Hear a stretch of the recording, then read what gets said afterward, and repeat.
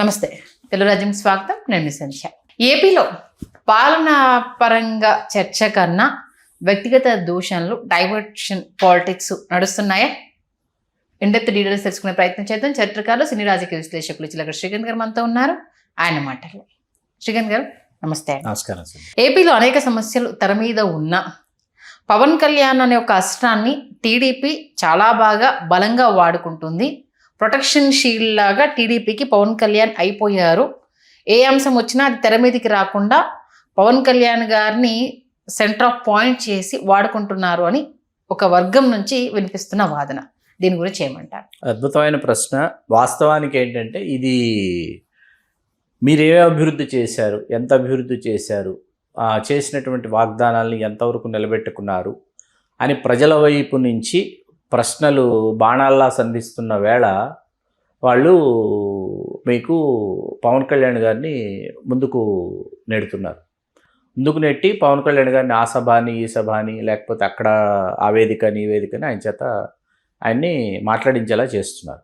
రెచ్చగొట్టే వ్యాఖ్యలు కూడా ప్రజల్లో నుంచో లేకపోతే అక్కడ ఉన్నటువంటి అభిమానుల్లో నుంచో కూడా వెనకుండి నిర్వహిస్తున్న వాళ్ళందరూ ఎవరన్నది బహిరంగ రహస్యం. ఇప్పుడు ఇక్కడ ఏమవుతుందంటే అద్భుతాలు, అమోఘాలు, అద్వితీయాలు ఏమీ ఎక్కడా ఇంకా ఆంధ్రప్రదేశ్లో ఏమీ జరగలేదండి. ఏమీ జరగలేదు. వాస్తవానికి ఎక్కడ వేసిన గొంగళ అక్కడే ఉంది. ఇప్పుడు జరుగుతుంది, ఇహ జరుగుతుంది, రేపు జరుగుతుంది, ఎల్లుండి జరుగుతుందని మీకు event between event time being, time pass politics జరుగుతూ ఉన్నాయి తప్ప ఆంధ్రప్రదేశ్లో నిబద్ధతతో కూడిన నిర్మాణాత్మకమైనటువంటి వ్యవస్థీకృతమైనటువంటి రాజకీయాలు అక్కడ చేయటం లేదు. కులపరంగా, ప్రాంతాల పరంగా, వర్గాల పరంగా చీలిక తీసుకొచ్చి స్పష్టమైనటువంటి విభజన రేఖ వాళ్ళ మధ్య గీసి ఆ విధంగా గతంలో ఎప్పుడూ లేని విధంగా కులపరమైనటువంటి విభజన ఇవాళ ఆంధ్రప్రదేశ్లో కనిపిస్తూ ఉంది. గతంలో ఎప్పుడూ లేదు. ఎప్పుడు ఏ రోజు ఇంత స్పష్టంగా విభజన రేఖ అనేది కనిపించలేదు. అది అక్కడ ఏమవుతుందంటే తెలుగుదేశాన్ని అధికారం పూర్తి స్థాయిలో అనుభవిస్తున్నది తెలుగుదేశమే. తెలుగుదేశాన్ని ప్రతిపక్షాలు ఉన్నా లేకపోయినా ప్రతిపక్ష పాత్ర వాళ్ళు శాసనసభకు వెళ్ళి పోషించినా పోషించకపోయినా వైకాపా అనేది ప్రతిపక్ష పాత్ర పోషించాలి. ఎందుకంటే గత ప్రభుత్వంలో వాళ్ళే ఉన్నారు కూడా.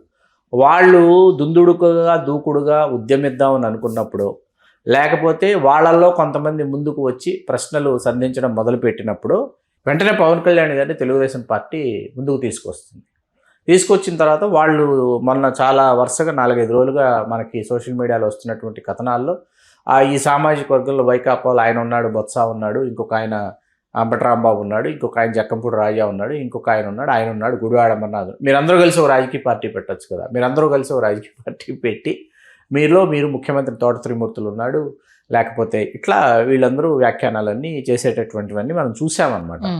ఇది బాగా దీని లోతులోకి వెళితే ఏమవుతుందంటే ఈ సామాజిక వర్గం ఏదైతే పవన్ కళ్యాణ్ గారి సామాజిక వర్గం ఉందో, ఈ సామాజిక వర్గం ఆర్థికంగా ఎదగడానికి, రాజకీయంగా ఎదగడానికి, పారిశ్రామికంగా ఎదగడానికి వీళ్ళు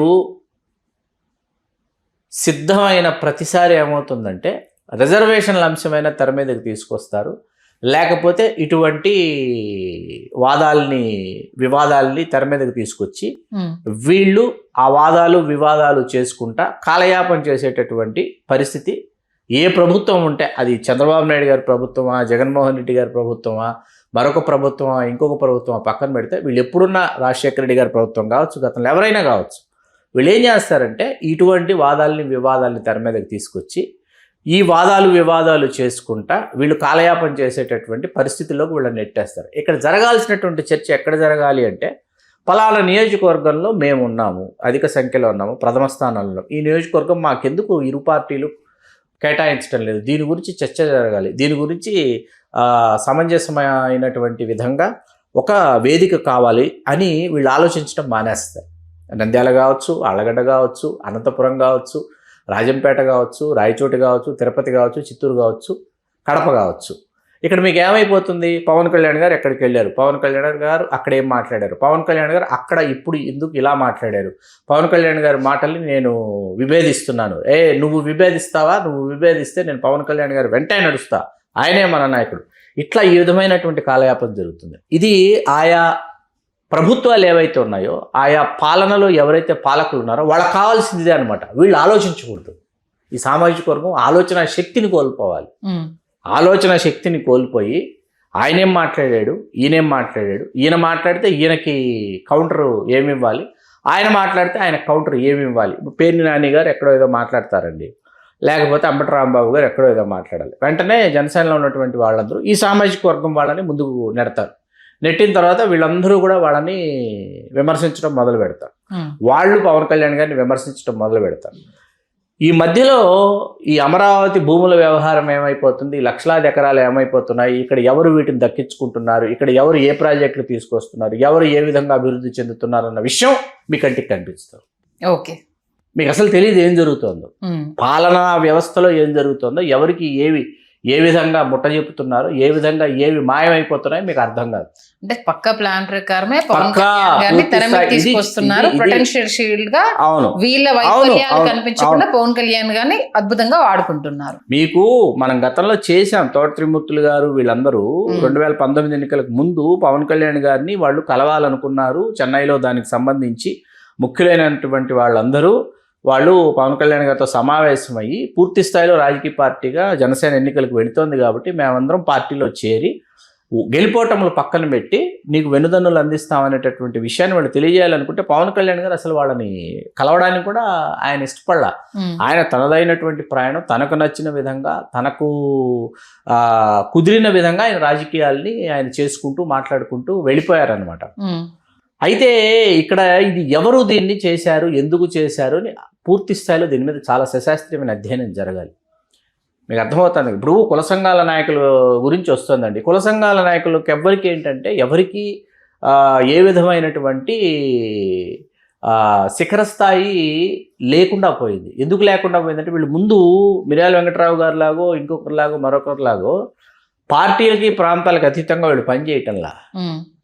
ఈ పార్టీ ప్రయోజనాల కోసం ఈయన పని చేస్తాడు, ఆ పార్టీ ప్రయోజనాల కోసం ఆయన పని చేస్తాడు, నేను కులనాయకుడిని అని చెప్తాడు. చెప్పేటప్పటికి ఏమవుతుందంటే కులనాయకుడికి ఎప్పుడు పార్టీల పట్ల అనురాగమో అనురక్తో ఎప్పుడు ఉండకూడదండి. మీకు అర్థమవుతుంది. ఆ పార్టీని నిలదీయాలి, ఈ పార్టీని నిలదీయాలి, ఆ అధినేతని ఎన్ని స్థానాలు ఇస్తున్నావు మాకు, ఇది ఏ సామాజిక వర్గానికి సంబంధించినటువంటి నాయకులకైనా వర్తిస్తుంది. అది చేయకుండా వీళ్ళు ఏం చేస్తున్నారంటే పార్టీల కోసం, పార్టీ ప్రయోజనాల కోసం, వ్యక్తిగత ప్రయోజనాల కోసం పనిచేస్తారు. పనిచేసేటప్పటికి ఏమైపోయిందంటే మీకు ఆయా రాజకీయ పార్టీల అధినాయకులకి కుల నాయకులు చులకనైపోయారు. అయిపోయిన తర్వాత మీరు శాసించే స్థాయిలో ఎక్కడ ఉంటారు? శాసించే స్థాయిలోనే ఉండరు కదా. మీకు అర్థమవుతాను కదా నేను చెప్పింది. అది మిర్యాల వెంకట్రావు గారికి సాధ్యపడింది. అది ఆయనకి నామినేటెడ్ పోస్ట్ ఆఫర్ చేస్తే కాంగ్రెస్ ప్రభుత్వంలో ఆయన తీసుకోవాలా. ఆయన చాలా సున్నితంగా కాదు, సీరియస్గా తిరస్కరించాడు. ఆయన నేను కాపునాడు నిర్వహిస్తా, నేను ఎట్లా వచ్చి నామినేటెడ్ పోస్ట్ తీసుకుంటాను, నేను తీసుకోకూడదు అన్నాడు ఆయన. అంతే కదా. తర్వాత మరిచెన్నారెడ్డి గారు ముఖ్యమంత్రిగా దిగిపోయిన తర్వాత నేదురుమల్లి జనార్దన్ రెడ్డి గారు ముఖ్యమంత్రి అయిపోయి ఏమంటే చెన్నారెడ్డి గారు ఫైల్ పుటప్ చేశారు, జీవో నేను పాస్ చేయాలి, మిమ్మల్ని మైనింగ్ కార్పొరేషన్ చైర్మన్గా మేము తీసుకోవాల్సిందంటే అప్పుడు కాపునాడు వ్యవస్థాపక చైర్మన్గా ఆయన రాజీనామా చేశారు. చేసి ఆయన మైనింగ్ కార్పొరేషన్ తీసుకుని మైనింగ్ కార్పొరేషన్ ఆఫీస్ మొత్తం సామాజిక వర్గంతో, సామాజిక వర్గ ప్రతినిధులతో, నాయకులతో నింపేశారనమాట.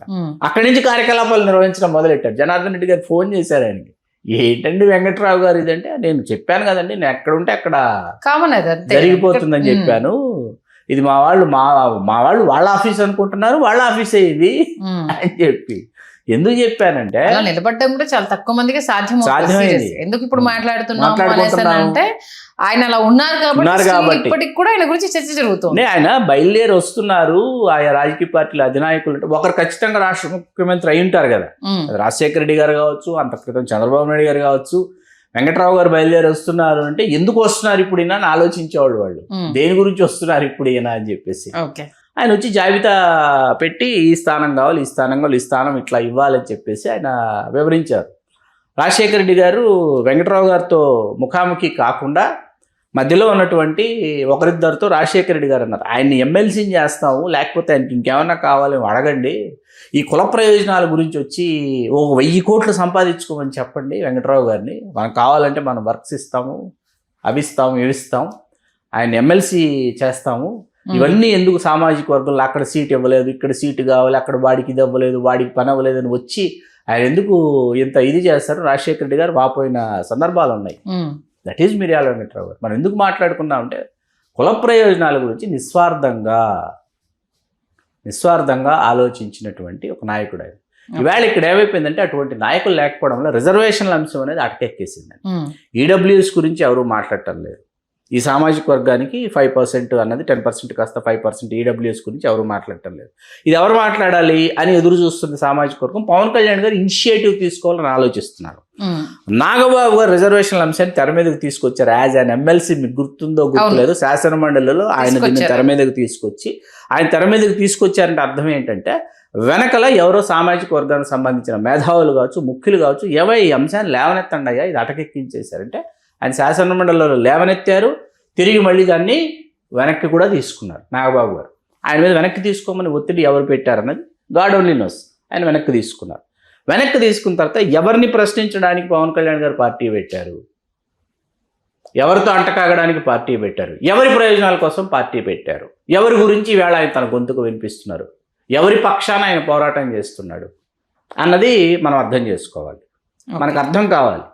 అంటే ఎవరి పక్షాన పోరాడుతున్నాడు అనే దానికన్నా ఇప్పుడు ఎలా అయిపోయిందంటే టీడీపీ వాళ్ళ మైండ్ గేమ్ ని చాలా అద్భుతంగా ప్లే చేస్తుంది అనేది కొంత మీలాంటి సీనియర్ పొలిటికల్ అనలిస్టులు చెప్తుందండి. ఆయన ఒక ప్రొడక్షన్ షీల్ లా ప్రతిదానికి ముందరేసేసి రాజధాని విషయం పక్కకి వెళ్ళిపోయింది, పక్కదారి పెట్టిపోయిందండి.